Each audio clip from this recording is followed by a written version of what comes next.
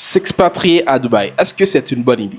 Guys, dans cette vidéo, je vais vous expliquer c'est quoi les pour et les contre de s'expatrier à Dubaï. Right? Je pense que je vais faire plusieurs vidéos sur ce sujet, mais cette vidéo, je vais faire quand même court, ok, entre 5 maximum à 10 minutes, ok, maximum. So, moi, en 2025, j'ai fait le choix de m'expatrier à Dubaï, ok, fin 2024, début 2025. Pourquoi? La première raison, parce que c'est les taxes. OK?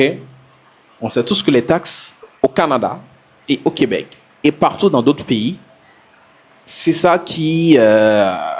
ça prend trop d'argent. Et vous devez comprendre que à Dubaï, surtout les gens qui font du trading, c'est 0%. 0% de taxes. Donc, si tu fais 1 million sur le marché, il y a 1 million qui rentre dans ton compte en banque. Et c'est pas la même histoire. Si tu es au Québec, si tu génères 1 million de dollars, tu peux me dire que près de la moitié s'en va au gouvernement, right? En taxes. Et le truc, il y a des gens qui sont contre s'expatrier, mais je suis comme, écoute, à la fin de la journée, tout le monde fait ce qu'il veut de leur vie, right? So, si tu veux pas t'expatrier, donc, it's up to you, stay in your country, it's okay, right? Mais je me suis expatrié, la première raison, c'est pour les taxes, on va pas s'en cacher. Et la deuxième raison, c'est que c'est la mentalité à Dubaï. Guys, il y a quelque chose dans l'air à Dubaï. C'est quelque chose que moi-même j'ai expérimenté. Quand je suis à Dubaï, je fais beaucoup plus d'argent qu'ailleurs. J'ai visité plein de pays, j'ai passé beaucoup de temps dans plusieurs pays. Mais quand je suis à Dubaï, guys, I'm making more money. Parce que l'atmosphère, les gens que tu parles, que tu côtoies, sont des gens, they talk about money. C'est des gens qui sont toujours en train de move. Et quand tu sors à Dubaï, tu peux penser que tu as de l'argent pendant que tu es au Québec, tu penses que yeah, I have a lot of money. Dès que tu arrives à Dubaï, tu es comme no way. Tu es comme I don't have money. Parce que moi, quand j'ai hit mon premier, ok, j'ai hit mon premier million là. Moi, j'étais comme yo, I'm the king. Yes, I'm the king Montreal, not in Dubai, right? I'm like, I'm good. Je suis comme, you know, so I have money, so I can do this, I can do that. Yes, I can do it. Mais quand tu regardes ce gars-là, là, OK, il y a des gars, juste ça montre, c'est la moitié de ce que j'ai gagné dans mon parcours d'entrepreneur. Je suis comme, what? You know? Il y a des gars qui achètent des voitures qui coûtent 5 millions. On s'entend.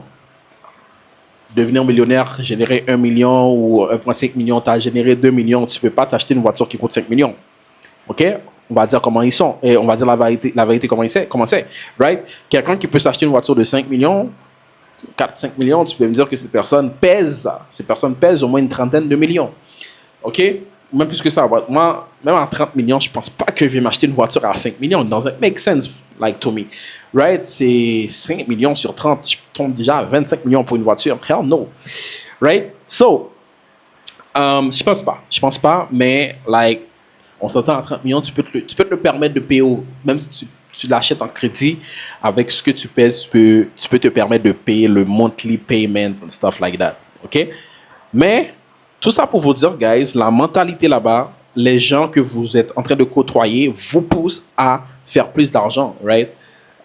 Beaucoup plus d'argent. Moi, il y a des gens que j'ai rencontrés, you know, so je suis comme, you know what? So, qu'est-ce que je fais en fait? Quand je suis à Dubaï, je peux commencer à travailler sur moi-même, sur mes business, sur mes idées de business. Je peux me lever à 11h du matin et je finis de travailler sur mes business à 3h du matin. Pourquoi? Parce que mon cerveau est en train de tourner comme ça. I'm like, yo, I need more money. I want to make more money. Like, it's all about money in my head, you know? And it's nice, you know? If you want to make more money, move to Dubai is a good thing, right? Parce que ça te pousse. Et ça, je peux dire, c'est un pour et ça peut être un contre aussi. Le fait que à Dubaï, ça coûte cher pour vivre. Si tu veux vivre le luxe, je répète, si tu veux vivre le luxe, ça coûte cher. So, après, tu peux rester dans le basics and everything. It's good, tu vis bien, right? So, si tu veux que quand quelqu'un rentre sur ton Instagram, il sent que tu vis ta best life, you need to have a lot of money. Je me rappelle le truc, j'avais mon auto, ok? Je prends mon auto, je sors, je vais quelque part, ok? Mais cet endroit-là, le parking n'était pas gratuit, ok? N'était pas gratuit. Puis, je viens avec mon auto, ok? Supercar, stuff like that, je débarque. And then, là, on vient, on ouvre la porte et tout. Puis là, On m'ouvre la porte, on me dit, est-ce que je veux le VIP? I'm like, you know, je peux pas conduire cette voiture. Et je dis que je veux pas le VIP. But, j'étais quand même new, je connaissais pas les prix des VIP, right? Là, on me dit, c'est 500 dirhams, est-ce que ça te va? I'm like, good. Mais des fois, on parle en dirhams. Là, j'étais comme, on dirait que, parce que moi, je vais souvent en République dominicaine. So, quand on me dit 500 dirhams, je pense que c'est 500 pesos. Mais le truc 500 dirhams équivaut à 200 dollars canadiens. Oh, you know? So, le parking VIP, je suis allé dans un endroit pour 1 heure de temps, j'ai payé 200 dollars pour le parking. I'm like, damn. But le 200 dollars m'a pas fait mal parce que, like, you know, I have a lot of money. Mais quand même, 200 dollars pour un parking, I'm like, damn it. Le parking est en or, quoi. I don't, what's up? You know? Qu'est-ce qui se passe? Mais pour de vrai, j'ai vraiment aimé l'expérience. Puis ça, c'était quand j'étais allé. J'ai oublié le nom. Mais j'ai quand même posté des vidéos sur Instagram où vous voyez le Palm Jumeirah. OK? Like, je vais essayer de le poster, le mettre dans ce montage-là. Vous voyez le Palm Jumeirah dans la vidéo, etc. Sky quelque chose. Sky Blue, I don't know. But je vais vous montrer, bon, pour ceux qui sont fanatiques de Dubaï, vous allez le trouver. J'ai oublié le nom, guys, mais pour le reste, l'expérience était vraiment nice. C'est là j'ai goûté du caviar. Guys, le caviar, c'est pas si bon que ça. Moi, je vois les films, les riches, ils mangent du caviar, c'est nasty. On dirait que tu manges du poisson qui n'est pas cuit, genre le goût du poisson non cuit est dans ta bouche, you know. Tu dois acheter une gomme ou whatever it is pour manger après. Parce que it's not good. Le caviar, c'est pas bon, c'est juste un truc de riche. Moi, je mange du caviar, c'est fucking dégueulasse, right? Mais, you know, j'ai testé, c'était bon. Puis, guys, on m'a donné un petit portion comme ça. Je pense que j'ai payé, like, tout petit, genre, c'est 25-30 dollars canadiens. C'était tout petit, là. So, imagine, j'avais pris un gros bol de caviar, like, qu'on m'aurait tué. Mais c'est pas si bon que ça, guys. C'est pas si bon que ça, c'est dégueulasse. You know? Il y en a qui vont aimer, mais bon. So, guys, après, ce que j'aime à Dubaï, c'est la sécurité. C'est très important, guys. Moi, to be honest, je me sens pas en sécurité au Canada. Parce que, like, pour moi, il y a trop de choses qui se passent maintenant. Vous avez vu des événements, you know, like, des gens qui rentrent dans des... Yo, je vais pas parler des choses médiatiques, là, sur ma chaîne, mais, like, vous voyez les affaires qui se passent à Montréal, right? So, j'ai pas besoin de vous expliquer, vous voyez, c'est pas... Le Montréal, quand j'étais petit, et le Montréal de maintenant, c'est pas la même chose. Maintenant, quelqu'un peut te suivre jusqu'à chez toi and then cambrioler chez toi et stuff like that.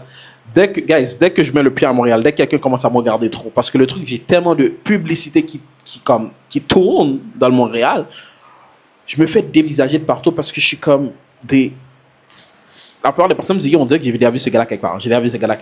Il y en a qui me reconnaissent. Des fois, je commande un Uber pour manger, puis le gars me reconnaît. I'm like, c'est toi le gars là qui a des pubs là, qui parle d'argent sur les réseaux.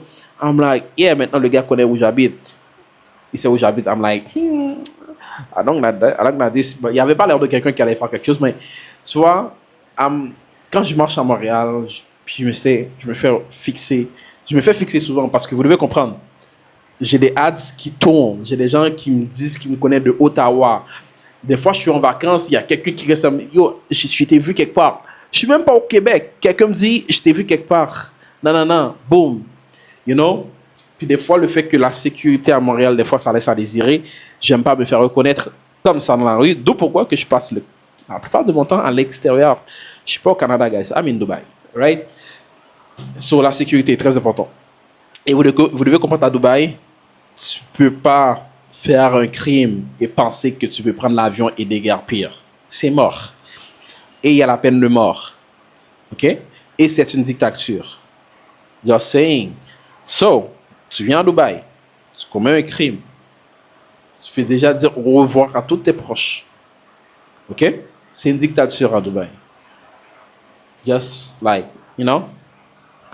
Mais c'est une bonne dictature. J'aime bien la façon qu'ils le font parce que c'est une dictature qui est bon pour l'avancement du pays. Parce que, honnêtement, sans ça, il y aurait eu trop de crimes, trop de choses, etc.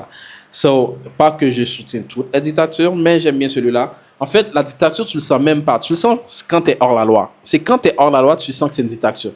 Right? Parce que tu vois réellement c'est quoi, you know? Mais quand tu fais bien les choses, tu sens rien. Tu es libre, you know? T'es libre. Il n'y a pas de jugement. On ne te juge pas. Right?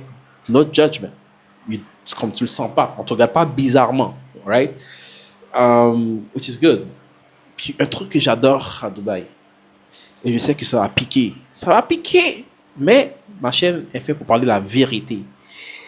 À Dubaï, quand tu vois un black sur une Lamborghini, tu l'arrêtes pas pour dire comment tu as acheté cette Lamborghini. Right? That's a reality.